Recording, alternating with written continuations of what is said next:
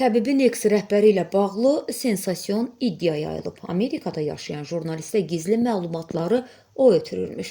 Zamirə Ədilova dövlət ezamiyyələri ilə xarici səfərlərə gedərək istirahət etməsi bir yana, kadr məsələlərini də kurasiya edirmiş.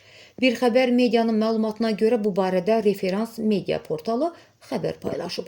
Portal qeyd edir ki, təbibin sabiq icraçı direktoru Vüqar Qurbanov bütün xarici və ölkə daxili səfərlərini həmişə İctimaiyyətlə Əlaqələr Departamentinin müdiri olan Zamirə Ədilovanı aparırdı.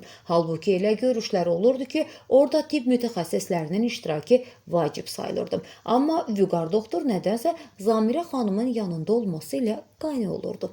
Bir xatırlatma edək, təbibin sabiq icraçı direktorunun qızının təmtəraqlı toyunu da Zamirə Ədilova WhatsApp statusunda paylaşmışdı. Bu da cəmiyyətdə böyük narazılıq yaratmışdı.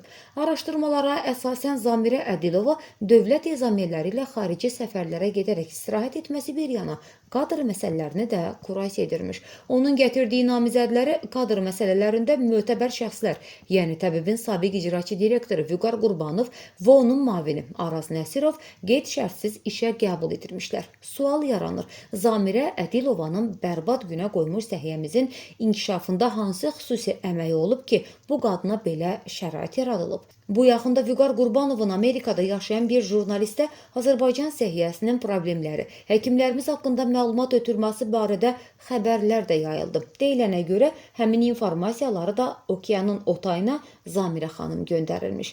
Necə, nə cür edilmiş, bunu gərək aidiyyatı təşkilatlar araşdırıb müəyyənləşdirsinlər.